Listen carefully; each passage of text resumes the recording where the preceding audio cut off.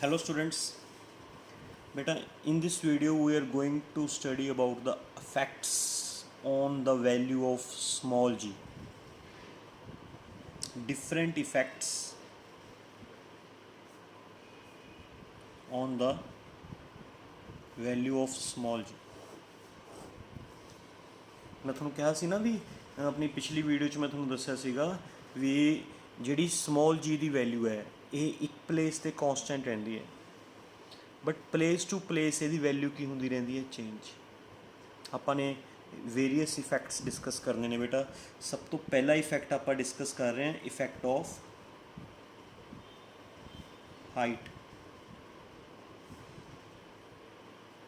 ਜਿਹਨੂੰ ਅਸੀਂ ਐਲਟੀਚਿਊਡ ਕਹਿੰਦੇ ਹਾਂ। Altitude mathematical language, effect of height on small G. Okay, ਉਸ ਵਾਸਤੇ ਡਾਇਗਰਾਮ ਧਿਆਨ ਨਾਲ ਸਮਝੋ ਬੇਟਾ। Suppose this is our earth, center O, mass m, radius r। एक पॉइंट ਉਹਦੇ ਸਰਫੇਸ ਤੇ ਲੈ ਲਓ ਐਂਡ ਇੱਕ ਪੁਆਇੰਟ ਲੈ ਲਓ ਐਟ ਹਾਈਟ h। ਇੱਕ ਪੁਆਇੰਟ ਸਰਫੇਸ ਤੇ ਲੈ ਲਓ ਬੇਟਾ, ਇੱਕ ਐਟ ਹਾਈਟ h ਤੇ ਲੈ ਲਓ। b ਪੁਆਇੰਟ ਦਾ ਅਰਥ ਦੇ ਸੈਂਟਰ ਤੋਂ ਡਿਸਟੈਂਸ ਹੈ small r। small r is equal to capital R plus h। What is capital R? Capital R is radius of planet. What is h? B point the height from the surface of the planet the surface to B point the height, and capital R plus h is equal to small r. Small r is the distance of the point B from the center of the planet। ठीक है, A point ਤੇ acceleration due to gravity ਸਾਨੂੰ ਪਤਾ ਹੈ small g ਹੁੰਦੀ ਹੈ। B point ਤੇ ਅਸੀਂ find ਕਰਨੀ ਹੈ। A point ਤੇ acceleration due to gravity the value small g ਸਾਨੂੰ ਪਤਾ ਹੈ ਕਿੰਨੀ ਹੁੰਦੀ ਹੈ, 9.8 ਸਰਫੇਸ ਤੇ। ਇਸ ਤੇ find ਕਰਨੀ ਹੈ ਬੇਟਾ ਕਿੰਨੀ ਹੋਏਗੀ, that is our question। ਠੀਕ ਹੈ, तो बेटा ਆਪਾਂ ਨੂੰ ਪਤਾ ਐਜ਼ है ना एक्सेलरेशन ड्यू टू ग्रेविटी का formula gm by small r square होंगे ना बेटा। तो the value of acceleration due to gravity is at point A. At point A ते एक्सेलरेशन ड्यू टू ग्रेविटी की वैल्यू फार्मूले के अकॉर्डिंग जी एम बाय कितना डिस्टेंस है बेटा, ए पॉइंट का distance from the centre capital R. G हो गया ग्रेविटेशनल कांस्टेंट, एम हो गया mass of the planet, are हो गया ए पॉइंट का सेंटर तो डिस्टेंस। ठीक है, जिसनों यदी वैल्यू सानू पता है कितनी है, 9.8। सारा सॉल्व करके है ना। This is G M by R square at the surface. Acceleration due to gravity की वैल्यू है एट पॉइंट ए, है ना। एट पॉइंट बी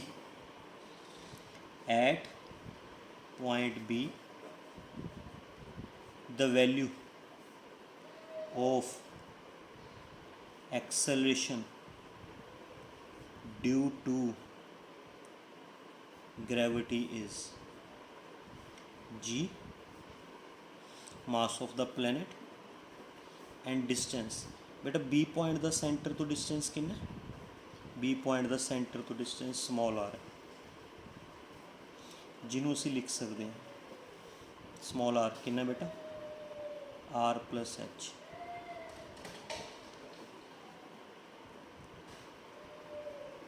ठीक है बेटा, फर्स्ट पॉइंट सेकंड पॉइंट। हम divide second by first, divide कर G M R plus H square ऊपर लिख ले, जी एम आर स्केयर नीचे लिख ले, जी एम ना G M cancel, R square ऊपर चला जाएगा, आर प्लस एच स्केयर नीचे आ जाएगा। ये डिनोमीनेटर है, डिनोमीनेटर से आ जाएगा, ये डिनोमीनेटर है बट ये डिनोमीनेटर का डिनोमीनेटर है, एक डिनोमीनेटर का डिनोमीनेटर न्यूमीनेटर चला जाता, तो बन जाएगा R square R plus H का स्केयर। ठीक है, तो इतों आ एक फार्मूला बन गया बेटा, G dash by G R square upon R plus H का स्केयर। इतों एक कनक्लूजन तो निकलिया, की कनक्लूजन निकलिया भी तुसी जिमें जिमें हाइट ते जाई आओगे, जिमें जिमें तुसी उपर जाई आओगे हाइट ते, जिमें जिमें उपर जाई आओगे एच इनक्रीज हो जाएगा, एच इनक्रीज होने के नाल डिनोमीनेटर इनक्रीज होएगा, जी डैश का डिनोमीनेटर ना रिलेशन की है इनवर्स, जिमें जिमें डिनोमीनेटर इनक्रीज होएगा जी डैश डिक्रीज होएगी। So from this we conclude that with increase in h value of g decreases। Height ते जान नाल एक्सेलरेशन ड्यू टू ग्रेविटी की वैल्यू घटदी, हाइट ते जान नाल एक्सेलरेशन जिन्नी जिमें तुसी हाइट ते जाई आओगे एक्सेलरेशन ड्यू टू ग्रेविटी की वैल्यू घटी जाएगी। सरफेस ते एक्सेलरेशन ड्यू टू ग्रेविटी की वैल्यू 9.8 है, तो हाइट ते जाओगे तो वो एक्सेलरेशन ड्यू टू ग्रेविटी की वैल्यू 9.8 नालों घटेगी, 9.7 हौली हौली 9.6 9.5 9.4 9.3 एवं हौली हौली 8.5 8.2 8.3 है ना, लाइक दिस जिमें जिमें हाइट ते जाए होंगे जी की वैल्यू घटी जाएगी। ओके, तो न्यूमेरिकल्स वास्ते एक तो फार्मूला ये बन गया फॉर न्यूमेरिकल्स। एक फार्मूला होर बनाने आप, एक फार्मूला होर, अगर जिहड़ी हाइट है हाइट रेडियस के कंपैरिजन च काफ़ी घट होवे, अर्थ के रेडियस के कंपैरिजन च हाइट काफ़ी घट होवे, जिमें आपां नूं पता है भी अर्थ का रेडियस 6400 किलोमीटरस है, 6.4 10⁻⁶ मीटर, जिहड़ी हाइट है like 1 kilometre 5 kilometre 10 kilometre 10 kilometre भी देखो कितना हो गया है ना इन्नी क हाइट होवे, तो जी 6400 के मुकाबले तो 10 कुछ भी नहीं हैगा बेटा, 6400 के मुकाबले तो 5 कुछ भी नहीं हैगा, 1 कुछ भी नहीं हैगा, है ना। एवें अगर अर्थ के रेडियस के कंपैरेटिव हाइट बहुत घट होवे है ना, फिर की करना, फिर बेटा असीं ये फार्मूला थोड़ा जिहा मोडिफाई करांगे। आ फार्मूला बने सी, यही फार्मूला बने ना बेटा, इनू थोड़ा जिहा मोडिफाई करांगे। किवें मोडिफाई करांगे, पहला तो नीचे वाले चों आर कॉमन कड्डो, आ देखो स्केयर दा स्केयर एज इट इज़ लगा के रखे, आ दो टर्म्स चो आर कॉमन कड्डो, आर बेशक आपां नूं पता भी आर कॉमन नहीं है, नहीं हैगा ना कॉमन आर, फिर भी आर कॉमन कड्डो, कड्डो कॉमन आर है ना, आर कॉमन कड्डोगे अंदर कितना बचेगा बेटा, ਇਹਦਾ तो आर कॉमन आ गया 1 बच गया, इस कोल आर है नहीं तो आर नाल की करोगे डिवाइड, निकला आर कॉमन। हुण आ स्केयर आर ते भी लगेगा ब्रैकेट ते भी लगेगा, समझो ध्यान नाल, आ स्केयर आर ते भी लगेगा ब्रैकेट ते भी लगेगा, क्योंकि दोनों ते आर स्केयर नाल आर स्केयर कैंसल हो जाएगा, 1/1 प्लस एच बाय आर दा 2, ये सारी ब्रैकेट ऊपर ले जाओ, 1 प्लस एच बाय आर दी power -2, use binomial theorem. Binomial theorem बारे मैं थोनों पहला भी एक दो टॉपिक च दस्सिया भी, जे बाइनोमियल थ्योरम लगानी है किमें लगेगी है ना। बाइनोमियल थ्योरम लगाने वास्ते अगे 1 होना चाहिए एंड एक्स काफ़ी स्मॉल होना चाहिए, अगे 1 होना चाहिए, एक्स काफ़ी स्मॉल होना चाहिए, फिर असी पावर नूं अंदर मल्टीप्लाई कर सकते हैं, चाहे प्लस च होवे चाहे माइनस च होवे, पावर अंदर मल्टीप्लाई कर सकते हैं। समझ गए, अगे 1 होना चाहिए, एक्स काफ़ी स्मॉल होना चाहिए। तो बेटा अगे 1 है एंड एच काफ़ी देखो एच आर नालों काफ़ी स्मॉल है, तो एच बाय आर भी स्मॉल हो गया ना। अगे 1 है एंड ए टर्म काफ़ी स्मॉल है, असी बाइनोमियल थ्योरम यूज़ कर सकते हैं, G dash by G 1 plus power ਨੂੰ अंदर मल्टीप्लाई कर सकते, पावर ਨੂੰ अंदर एक्स नाल मल्टीप्लाई कर सकते हैं, है ना। तो ये फार्मूला बन गया G dash by G 1 minus 2h by R. But ये फार्मूला उदों ही लगाना है, इंपोर्टेंट फॉर न्यूमेरिकल्स। तो बेटा हाइट के 2 फार्मूले बन गए, एक तो फार्मूला बन गया आ वाला,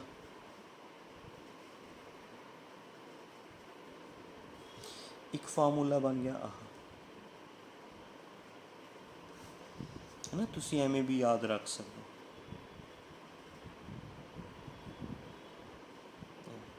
जी उधर ले गए, है ना, एवें। ओके बट ये फार्मूला उदों लगाना है, सुनो केयरफुली, ये फार्मूला उदों लगाना है जिमें अगर एच आर दे कंपैरिजन च होवे, H is in comparison with R, जिमें एच 4 आर है, एच 2 आर है, एच आर बाई 2 है, एच आर बाई 10 है, एवें। अगर एच आर दे कंपैरिजन च फिर लगाना है एंड ये फार्मूला बेटा उदों लगाना है, समझ गए, ये फार्मूला उदों लगाना है जो एच आर दे कंपैरिजन च होवे, ते आ फार्मूला उदों लगाना है जो एच आर नालों बहुत घट होवे, लाइक आ कंसैप्ट। ठीक है बेटा, तो ये 2 फार्मूले बन गए इफैक्ट ऑफ हाइट दे, इफैक्ट ऑफ एल्टीट्यूड दे, एंड ये थोनों मैं पहले ही क्लीयर करता भी with increase in H value of G decreases, H दे वधन नाल जी की वैल्यू घटती। क्लीयर बेटा। अच्छा हम नैक्सट, हम ये अपने हाइट का इफैक्ट डिस्कस किया भी जिमें जिमें असी हाइट पर जावांगे, है ना, हाइट पर जावांगे उमें उमें जी की वैल्यू घटेगी, है ना। हम असी डिस्कस करांगे effect of depth, effect of depth discuss करांगे बेटा।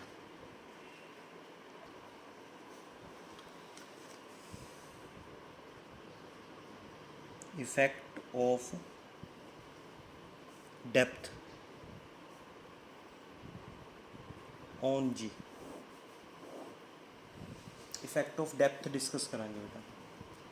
तो मैं डायग्राम थोड़ी वड्डी बना रहा थोनों समझाने थोड़ी ईजी हो जाएगा मैंने।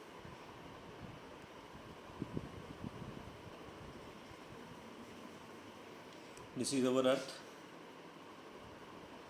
सेंटर ऑफ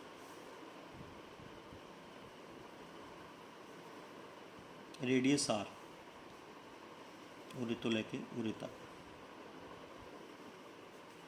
ठीक है। मास एम, अर्थ की डेंसिटी रो, दिस इज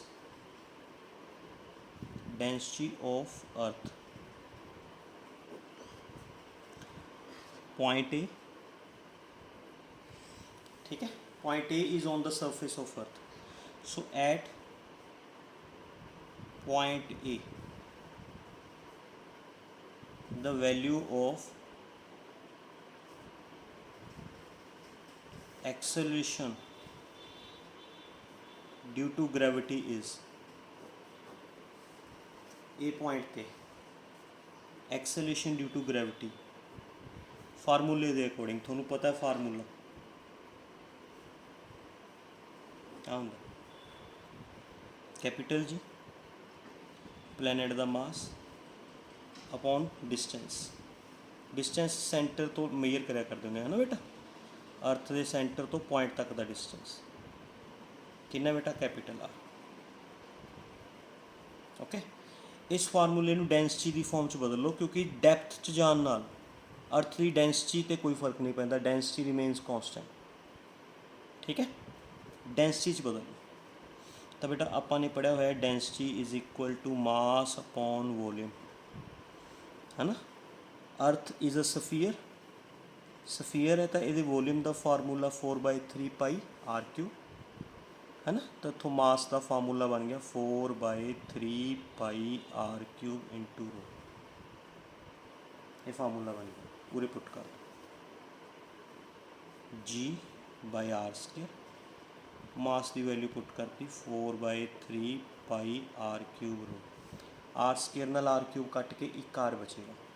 तो बेटा एक्सेलरेशन ड्यू टू ग्रैविटी का formula 4/3 pi G R rho, ये फार्मूला बन गया डेंसिटी की फॉर्म च, also important for numerical,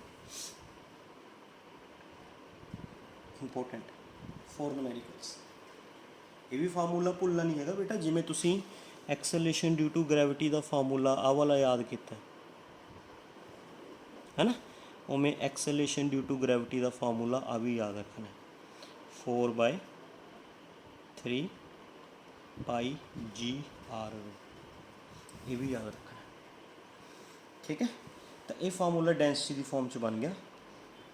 and cheque करो इस दे विच सारिया चीज़ां कॉन्सटेंट ने, 4 भी कॉन्सटेंट, 3 भी कॉन्सटेंट, पाई भी constant, G is universal constant, earth की डेंसिटी भी कॉन्सटेंट, आर अर्थ का रेडियस, एंड सारे सरफेस वास्ते अर्थ का रेडियस भी कॉन्सटेंट।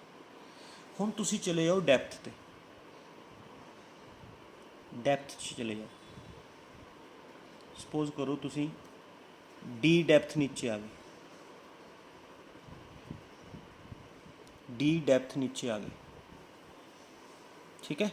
तो बेटा बी पॉइंट का कितना डिस्टेंस रह गया सेंटर तो, जिमें आ सारा डिस्टेंस आर सीगा, आ वाला डिस्टेंस डी है, आर चो डी माइनस कर देंगे है ना, आर माइनस डी डिस्टेंस रह गया सेंटर तो बी तक का। तो एट पॉइंट बी है ना, acceleration due to gravity is, आ फार्मूला यूज करो बेटा, आई वाला, 4 constant, 3 constant, pi constant, G constant, R radius सीगा या डिस्टेंस सीगा ए पॉइंट का from the centre, B point वास्ते ये कितना रह जाएगा बेटा, 4 पॉइंट बी कितना रह जाएगा, ये it means R minus D. Rho density, density पूरी अर्थ वास्ते जिन्नी है इस वास्ते भी उन्नी रहेगी। 4 constant, 3 constant, pi constant, G constant, रो कांस्टेंट, ये सारी चीज़ें कांस्टेंट है, सिर्फ आ वेरीएबल सीगा ए पॉइंट वास्ते ये आर है, तो ए पॉइंट के विच असी आर पुट किया, एंड बी पॉइंट वास्ते आर माइनस डी है, तो बी पॉइंट वास्ते असी आर माइनस डी पुट किया। इक्वेशन नंबर 2 डिवाइड कर दो बेटा, divide second by first, G dash upon G 4/3 pi G R minus D into rho, 4/3 pi G R into rho, 4/3 pi G नाल 4/3 pi G rho नाल rho, R minus D by R. तो बेटा G dash upon G R minus D by R आ गया, ठीक है। And cheque करो जी dash का न्यूमीरेटर ना रिलेशन डायरैक्ट है, जिन्ना तुसी डैप्थ च जाओगे, जिन्ना डैप्थ च ज़्यादा जाओगे उन्ना आर माइनस डी घटेगा, है ना, जिन्ना आर माइनस डी घटेगा उन्नी जी डैश घटेगी।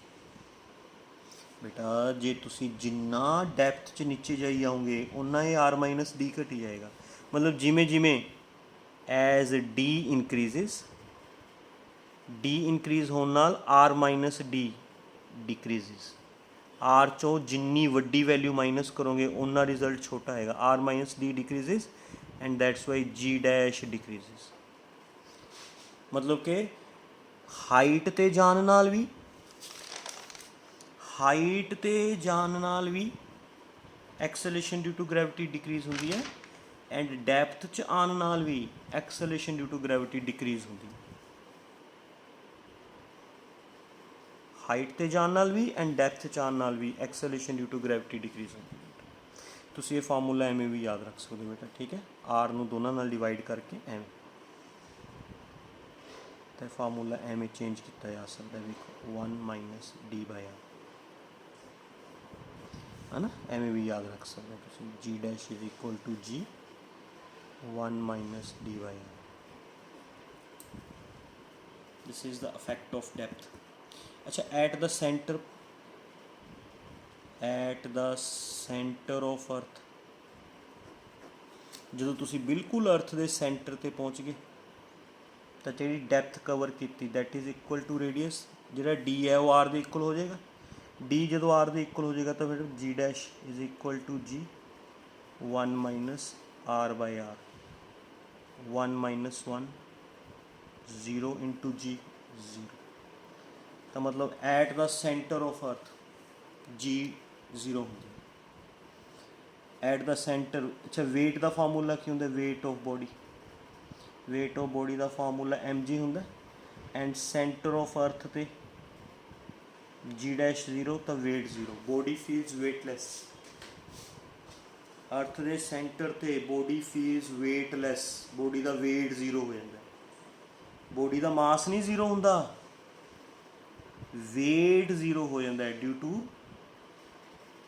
क्योंकि वो acceleration due to, because it's acceleration due to gravity becomes 0। समझ गए, body feels weightlessness, body weightless feel करती है। Okay, this is the effect of depth. Okay, now third effect आप डिस्कस कर रहे हैं, that is effect of shape. Important conceptual questions बनते हैं थर्ड इफेक्ट।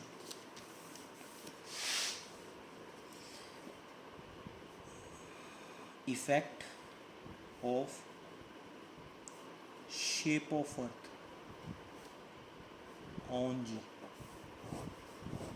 अर्थ की शेप का जी ते की फर्क पैंदा। सुनो, देखो ਜਿਹੜੇ पिछले 2 इफेक्ट्स डिस्कस किए हैं, इस असी अर्थ ਨੂੰ सफेरिकल लिता है, सफेरिकल ਜਿਹੜੀ अपनी अर्थ है ये सफेरिकल नहीं होंगी, एग शेप होंगी है, एग शेप। फिर स्टूडेंट्स पूछते होंगे ने ओवल शेप कहते हैं इनू, ओवल शेप है ना बेटा, थोनू पता ही होएगा एग शेप, ओवल शेप। फिर स्टूडेंट्स पूछते होंगे ने सर अर्थ तो ओवल शेप की तुसी सफेरिकल क्यों बनाई, ਉਹਦਾ आंसर है भी for making calculations easy. Ellipse ਦੀਆਂ कैलकुलेशनस औखियां ने, सफीयर ਦੀਆਂ कैलकुलेशनस आसान ने। For making calculations easy we take our earth as a spherical shape. ਅਸੀਂ अपनी अर्थ की शेप ਨੂੰ सफेरिकल शेप ਲੈਂਦੇ हैं फॉर कैलकुलेशनस ਨੂੰ ईजी करने वास्ते, है ना। एक्चुअल जी अर्थ की शेप है ओवल शेप है, ओवल शेप है। अच्छा, इनू पोल्स कहने ने, नॉर्थ पोल, साउथ पोल, ये इक्वेटर हो गया, ईस्ट वैस्ट। तो जी दैट लाइन है ये इक्वेटर होगी, ये पोलर लाइन होगी। जे तुम इनू अर्थ का सेंटर कहने हो, ये हो गया पोलर रेडियस, ये हो गया इक्वेटोरियल रेडियस। एंड एक क्लियर कट है, इक्वेटोरियल रेडियस ज़्यादा है as comparative to polar radius. R P polar radius of earth, R E equatorial radius, this is equator,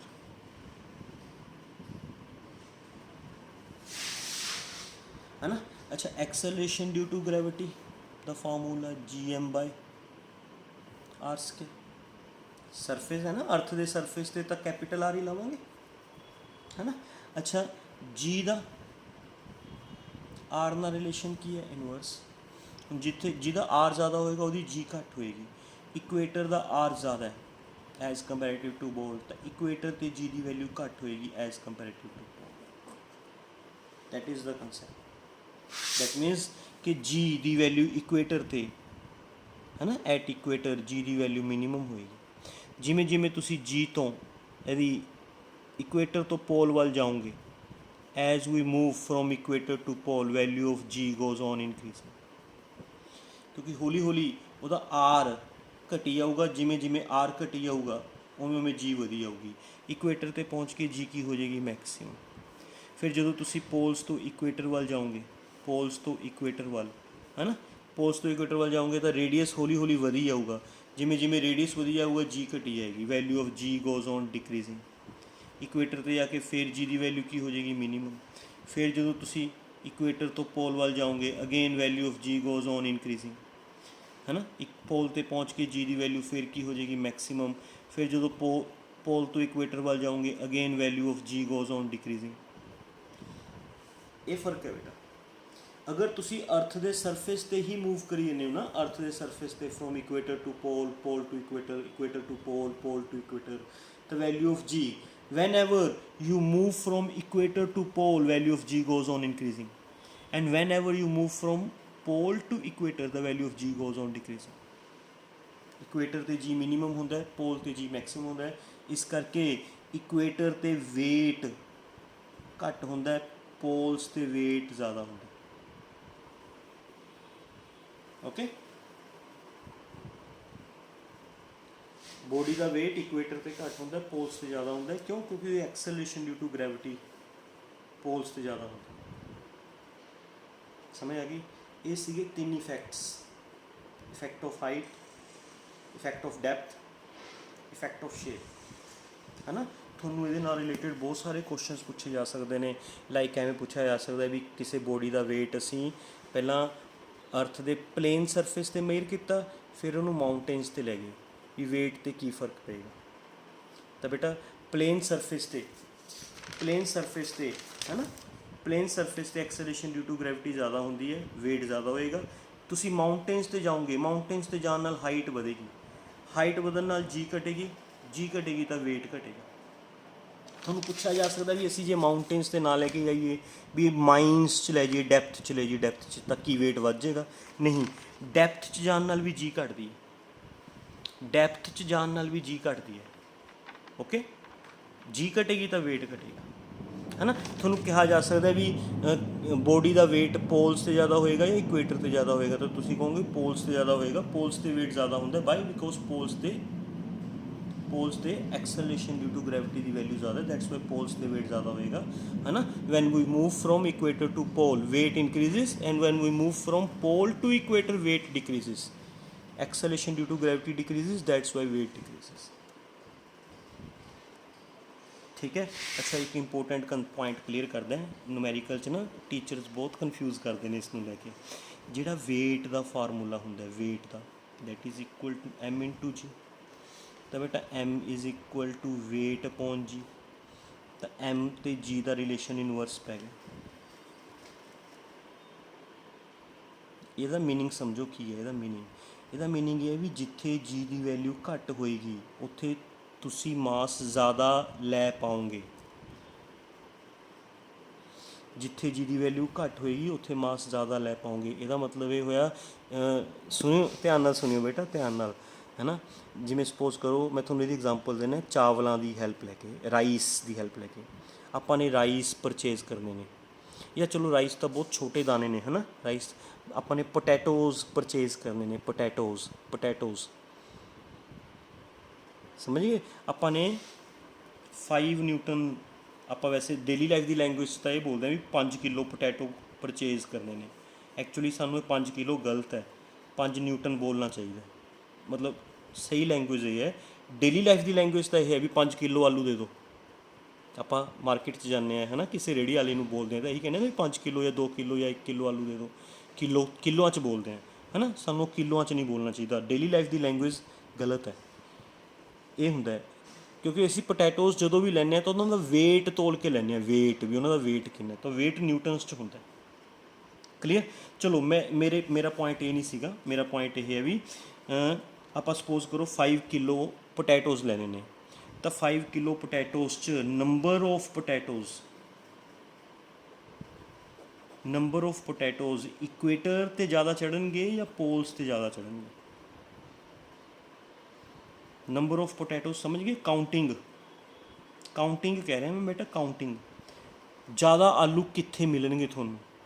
ਲੈਣੇ 5 ਕਿਲੋ ਨੇ, 5 ਕਿਲੋ ਹੀ ਆਲੂ, ਮਤਲਬ 5 ਨਿਊਟਨ ਹੀ ਆਲੂ ਇਕੁਏਟਰ 'ਤੇ ਲੈਣੇ ਨੇ, 5 ਨਿਊਟਨ ਹੀ ਆਲੂ ਪੋਲਸ 'ਤੇ ਲੈਣੇ ਨੇ, ਹੈ ਨਾ। ਕਿੱਥੇ ਤੁਹਾਨੂੰ ਜ਼ਿਆਦਾ ਕੁਆਂਟਿਟੀ 'ਚ ਮਿਲਣਗੇ ਆਲੂ? ਜਿੱਥੇ ਐਕਸਲਰੇਸ਼ਨ ਡਿਊ ਟੂ ਗ੍ਰੈਵਿਟੀ ਘੱਟ ਹੈ ਉੱਥੇ ਜ਼ਿਆਦਾ ਕੁਆਂਟਿਟੀ 'ਚ ਆਲੂ ਮਿਲਣਗੇ। मतलब ਇਕੁਏਟਰ ਤੇ ਜਿਵੇਂ ਐਕਸਲੇਸ਼ਨ ਡਿਊ ਟੂ ਗ੍ਰੈਵਿਟੀ ਘੱਟ ਹੈ ਤਾਂ ਇਕੁਏਟਰ ਤੇ ਤੁਹਾਨੂੰ ज़्यादा 5 किलो च ज़्यादा आलू चढ़नगे। मेरी लैंग्वेज समझ गए? मेरी लैंग्वेज समझ गए कि नहीं समझे बेटा? मैं सुनो आ कंसैप्ट तो मैं थोनों पहले ही दस चुक्या भी जिथे एक्सलेशन ड्यू टू ग्रैविटी ज़्यादा होएगी उत्थे वेट ज़्यादा होएगा, एक्सलेशन ड्यू टू ग्रैविटी घट होएगी उत्थे वेट घट होएगा। वेट तो ये कंसैप्ट तो मैं पहले ही दस चुक्या। इस कंसैप्ट नूं छड्ड दो हुण। मेरा क्वेश्चन इस ते नहीं हैगा।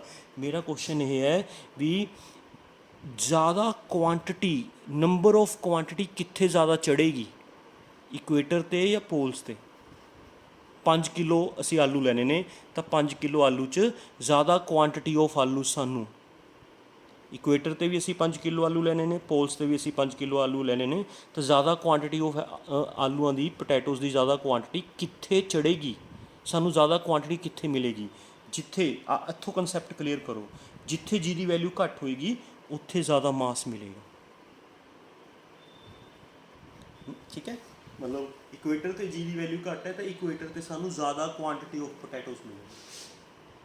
जे सानू पोल्स ते 10 मिले ने 5 किलो च, वैसे एग्जांपल दे रहे हैं, 5 किलो च सपोज करो 10 पोटैटोज़ चढ़े ने पोल्स ते, है ना? तो इक्वेटर ते जी की वैल्यू घट है उत्थे ज़्यादा चढ़नगे, उत्थे आपां नू 12 चढ़ सकते हैं, 14 चढ़ सकते हैं। एवें समझ गए मैं की कहना चाह रहा सीगा? समझ गए?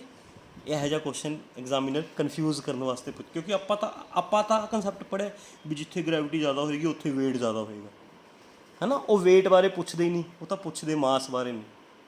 तो वेट बारे पुछदे ने तो आ कंसैप्ट लगाइयो, जे मास बारे पुछदे ने फिर आ कंसैप्ट लगाइयो। अंडरस्टैंड? ये पक्का क्वेश्चन आंदा हुंदा इस नाल रिलेटिड, है ना? पुछ लेंदे ने 1 kg शुगर कित्थे ज़्यादा चढ़ेगी, 1 kg शुगर कित्थे ज़्यादा चढ़ेगी, मतलब 1 kg शुगर समझ दो उहदे दाने होंदे ने ना, दाने कित्थे ज़्यादा दाने मिलणगे तुहानूं 1 kg च। तो 1 kg शुगर तुसीं पोल्स ते लैनी है, 1 kg शुगर इक्वेटर ते लैनी है, तुहानूं ज़्यादा क्वांटिटी ऑफ शुगर कित्थे मिलेगी? जिथे जी की वैल्यू घट होएगी उत्थे ज़्यादा क्वांटिटी ऑफ शुगर मिलेगी, उत्थे ज़्यादा। चैक कर लिया करो भी तुहानूं वेट पुछया कि मास पुछया। वेट का कंसैप्ट आ है, मास का कंसैप्ट आ। Thank you very much.